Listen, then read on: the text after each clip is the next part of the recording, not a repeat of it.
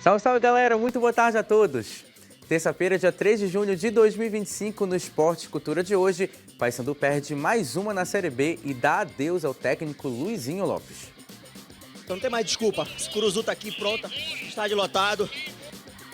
Clube do Remo conhece o novo executivo de futebol. E a seleção brasileira está completa em preparação para a estreia de Carlo Ancelotti.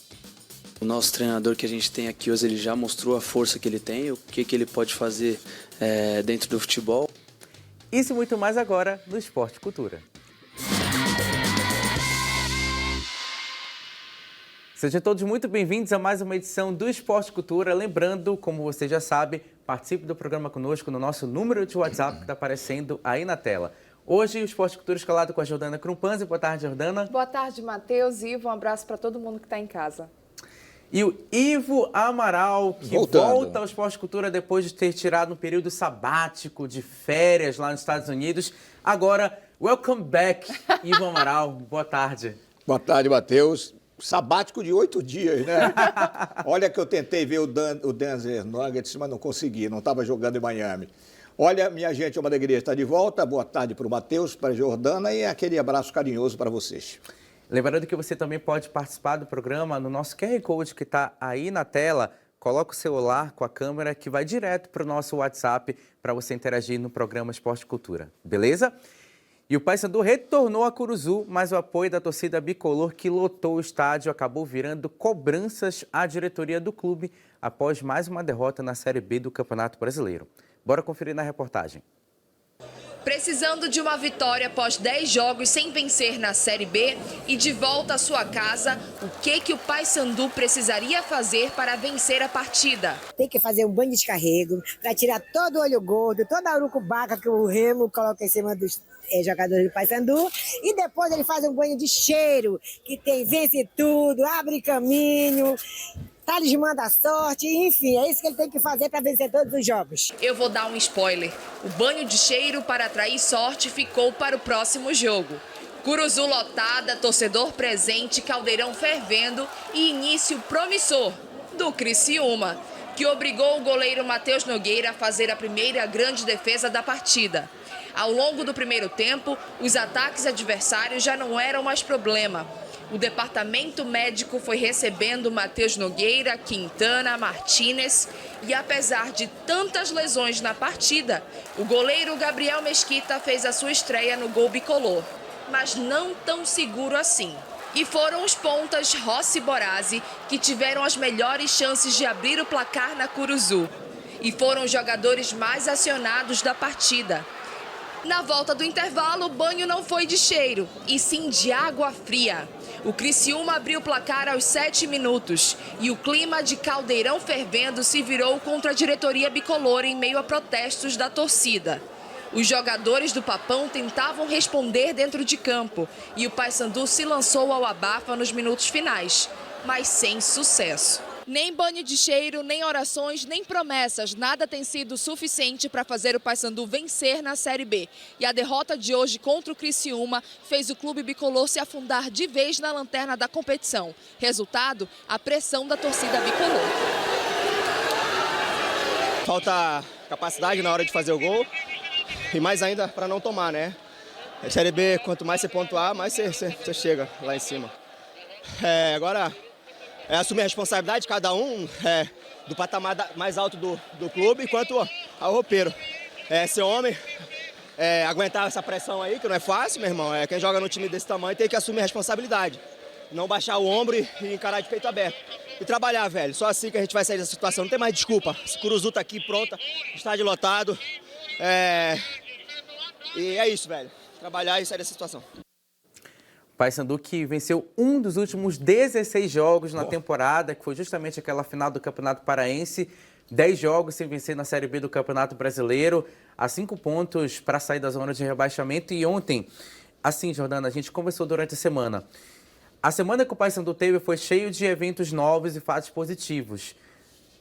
Time de volta para Curuzu, estádio lotado, uma semana para a preparação para o jogo contra o Criciúma. Mas, novamente, o resultado foi o mesmo. Outro tropeço na Série B.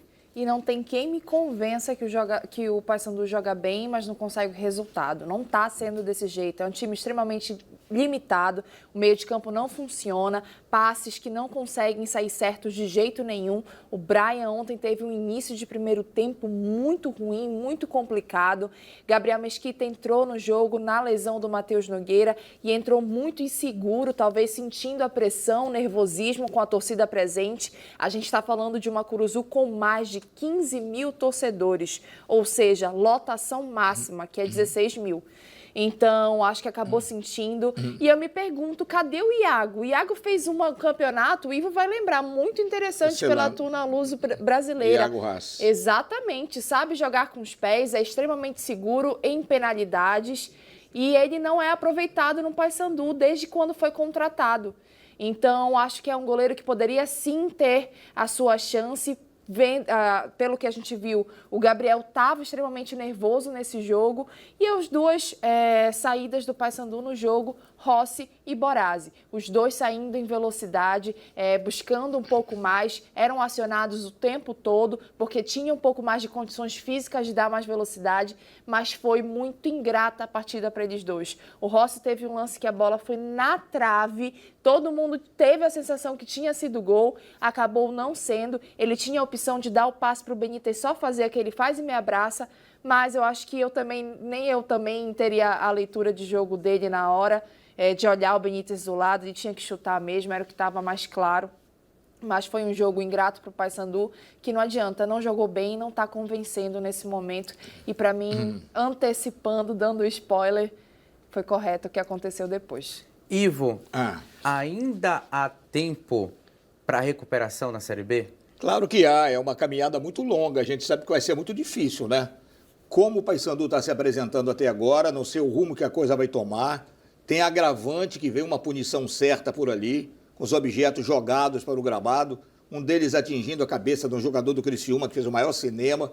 Mas o jogo de ontem mostrou o Paysandu com a dedicação de sempre, a aplicação, a garra, mas a qualidade de futebol já enfatizou aí a Jordana, deixou muito a desejar. Eu tive um susto tremendo, quase eu tenho um infarto na hora não brinca com isso não, anunciaram, pois é, já escapei de tantos, anunciaram a saída do Benítez para a entrada do Eliel. E aquele coro lindo da torcida, burro, burro, burro.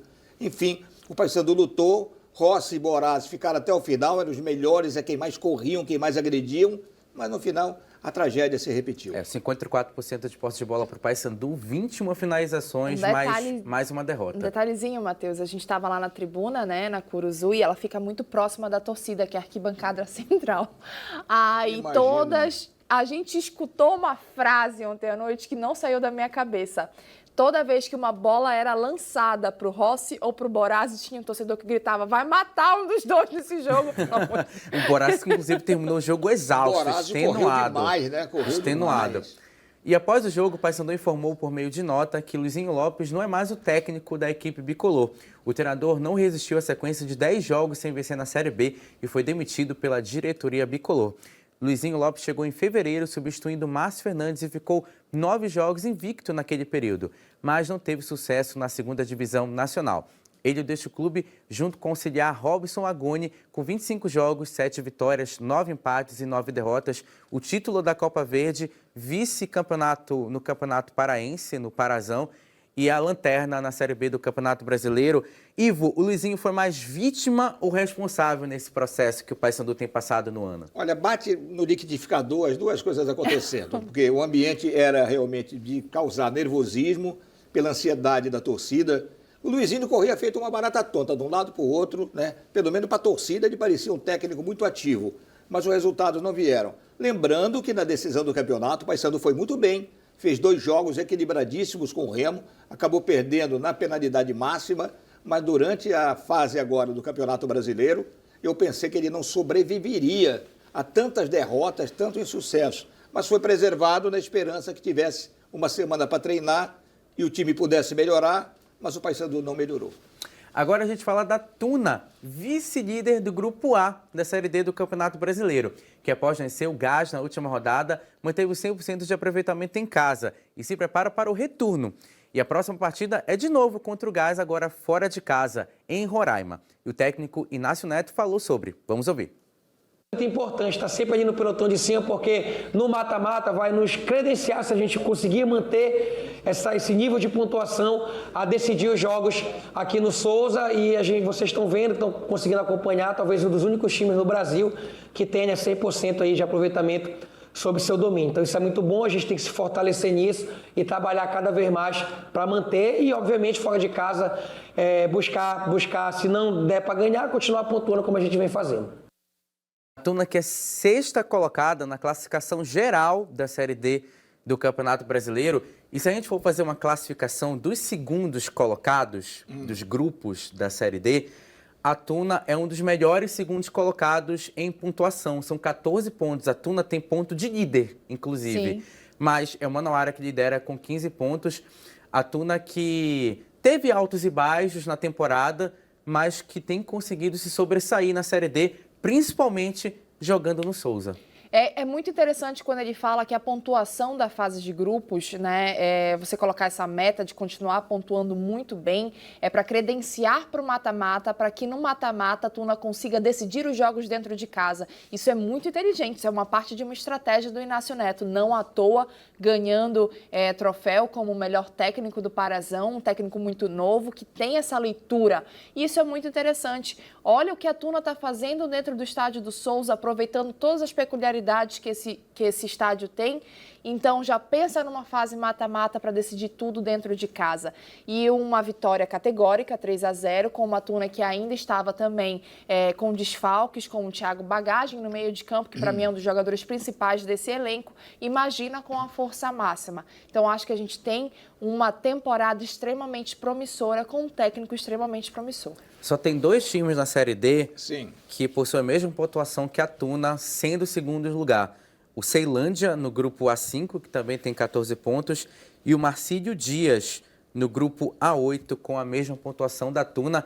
Excelente campanha na Série D do Campeonato Brasileiro. A gente segue falando de Série D porque o Águia de Marabá também venceu na última rodada. Fora de casa, derrotou o Maitá no Acre. E agora conta com apoio da torcida contra o mesmo adversário e busca mais um triunfo para se firmar no G4 do Grupo A da competição. E o técnico Silvio Criciúma falou da partida e também sobre fortalecer a equipe na sequência da temporada. Vamos ouvir.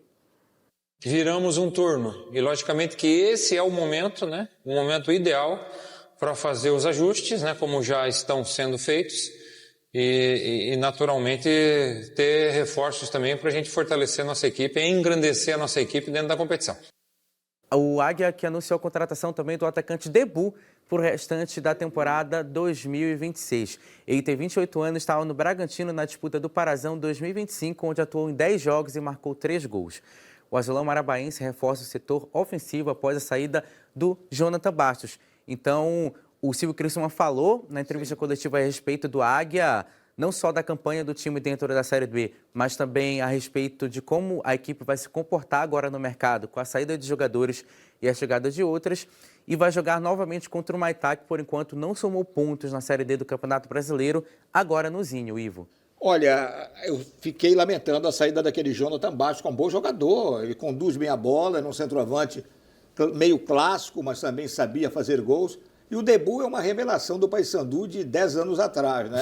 Rodou todo aí o interior do estado. Tomara que ele se encontre outra vez no Águia. Eu não sei quais são as outras contratações do Águia, mas eu espero que sejam contratações que possam fortalecer a equipe numa fase aguda agora da Série D. Voltando a falar daquelas minhas classificações malucas, Entre os quartos colocados, que o Águia hoje é 4º lugar do Grupo A. O Misto tem 12 pontos no grupo A5, lá do Mato Grosso. E além do Misto, na verdade só o Misto. O Misto e o Águia têm 12 pontos. Eles são os melhores quartos colocados dos grupos da Série D do Campeonato Brasileiro. Então, para provar que as campanhas de Águia e Tuna são boas não só dentro do grupo, mas são boas também dentro de toda a Série D do Campeonato Brasileiro. O Águia que é 20º na classificação geral da 4ª divisão do Campeonato Brasileiro. Agora a gente fala do Clube do Remo, porque o novo executivo de futebol do clube, o Marcos Braz, chegou à capital paraense na madrugada de hoje e falou sobre a expectativa de trabalhar no Leão. Vamos ouvir. Super importante, é é um clube que está perto de 31 anos sem subir. Então eu acho que isso também é uma... Participar da Série A, no caso. Né? Exatamente.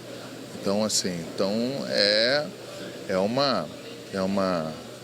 um desafio muito grande, é um desafio imenso, em que a gente tem que, com calma, com muita tranquilidade, encontrar os caminhos para desafiar a logística, desafiar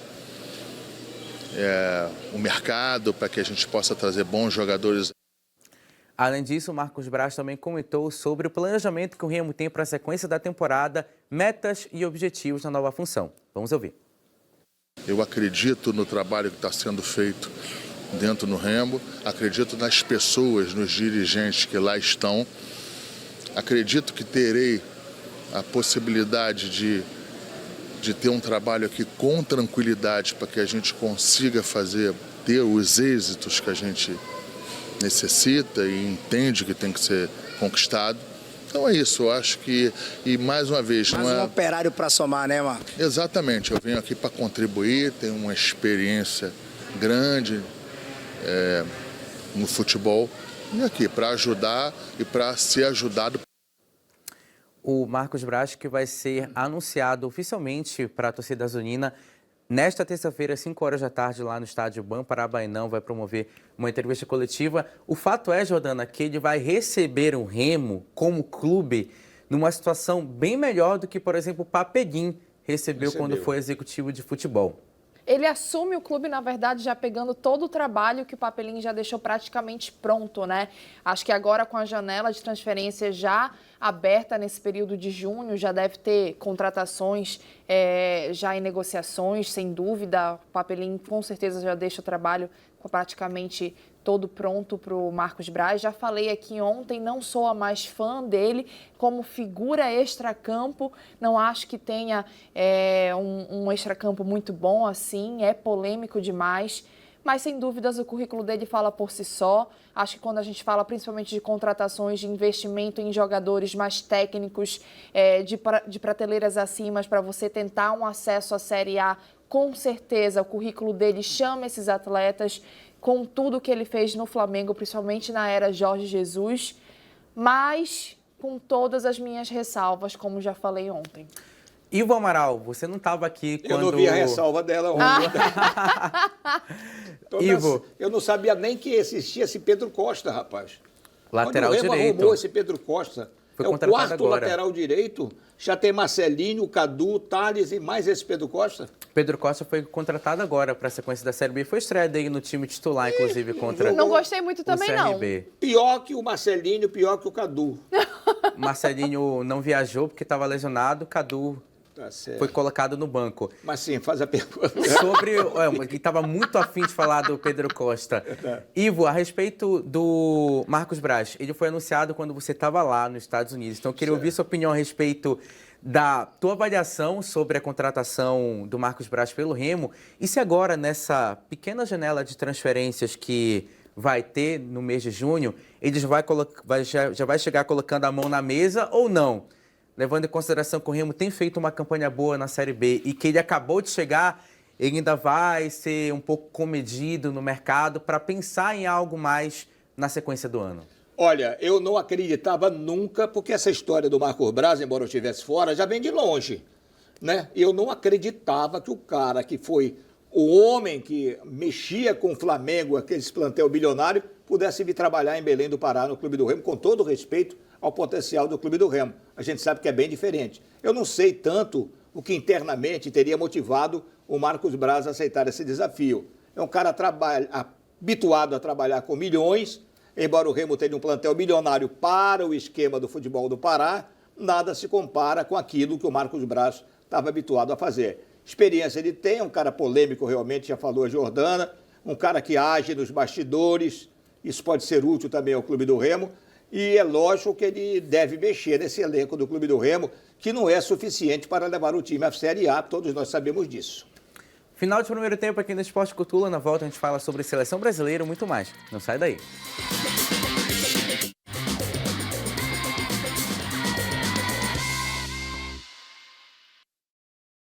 Estamos de volta com o Esporte Cultura. A gente começa o segundo bloco falando sobre seleção brasileira, porque o técnico Carlo Ancelotti realizou os 2 primeiros treinos no comando da equipe brasileira. E no treino de hoje, da manhã, o técnico realizou a primeira movimentação com o elenco completo.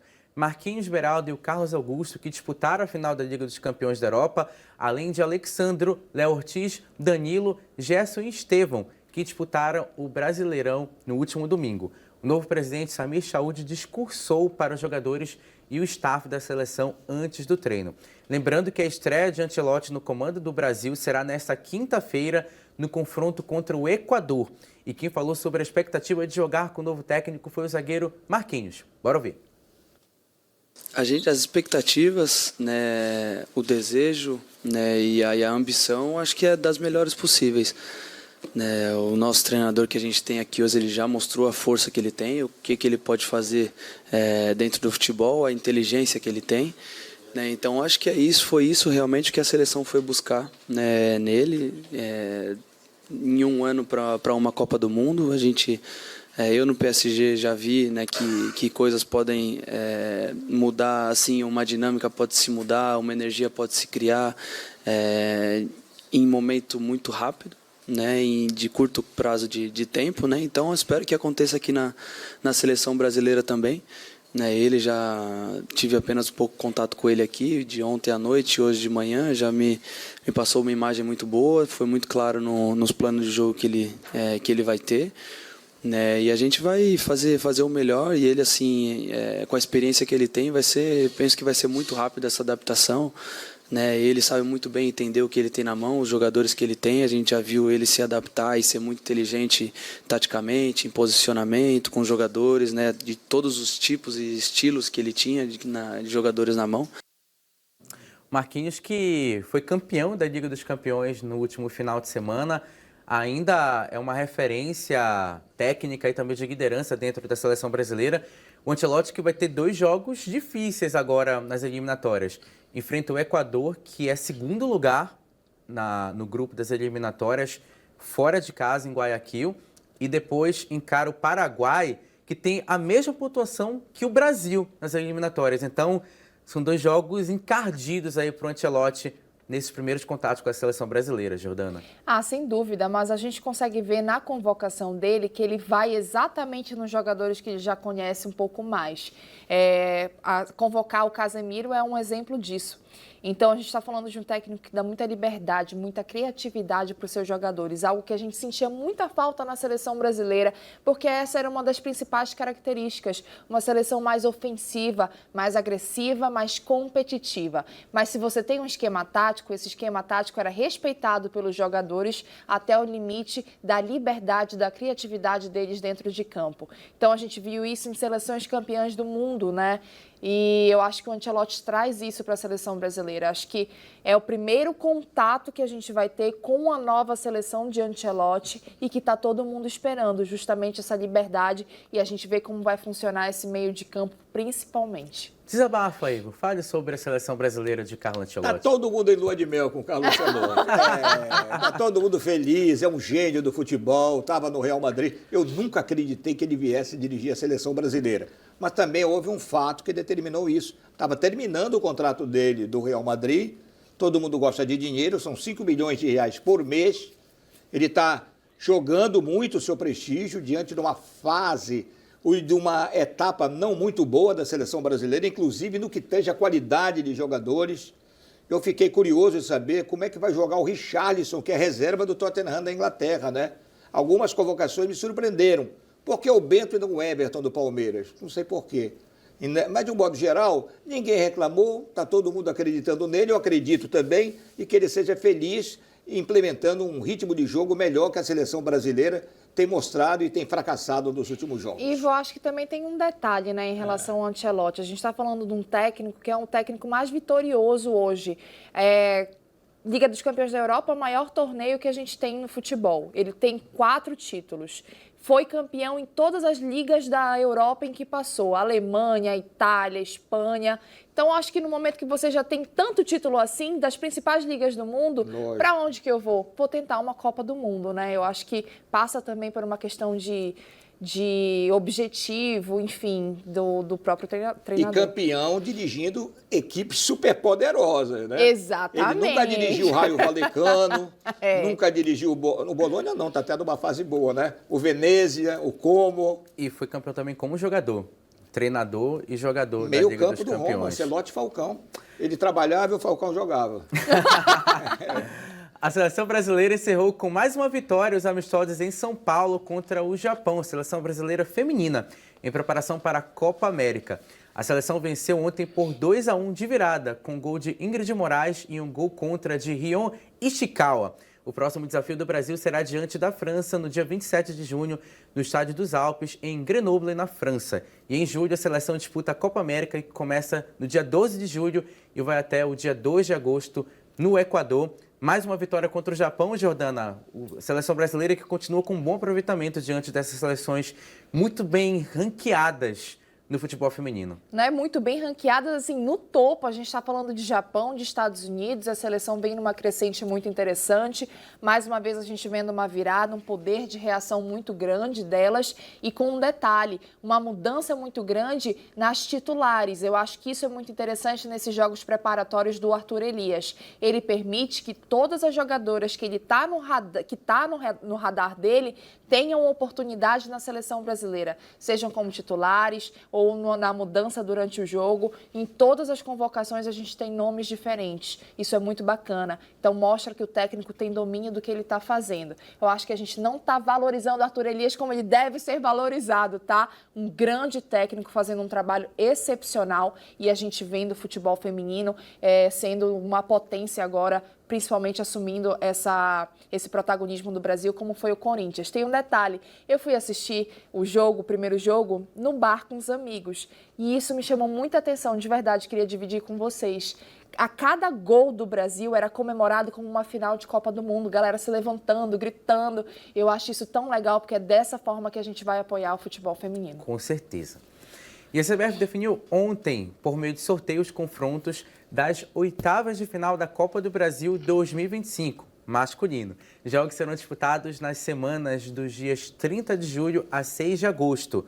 Nos confrontos de ida, Atlético Mineiro, Flamengo, o Galo faz a primeira partida em casa contra o Rubro Negro. Final da Copa do Brasil, no ano passado, inclusive, como falei ainda há pouco. Além disso, um dos confrontos mais esperados é o derby Palmeiras e Corinthians. Jogo de ida na casa do Verdão, com o Timão decidindo na Neoquímica Arena. Bragantino contra o Botafogo. Os classificados às oitavas de final da Copa do Brasil recebem uma cota no valor de R$ 3.600.000. E quem passar para as quartas de final vai arrecadar mais de R$ 4.700.000. Ivo Amaral, Copa do Brasil, se afunilou.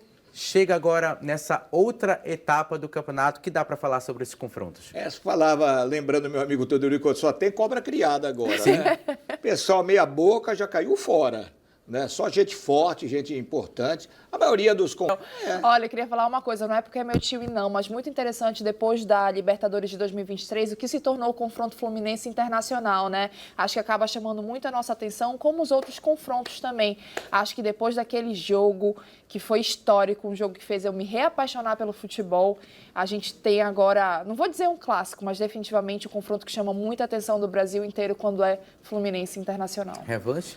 Ai, não, eu não quero passar por aquilo de novo. E ontem tivemos o sorteio da Copa do Brasil feminina, o tempo que a Jordana toma uma água aqui para lembrar melhor desse jogo. Remo, Paysandu e Tuna conheceram os adversários na competição.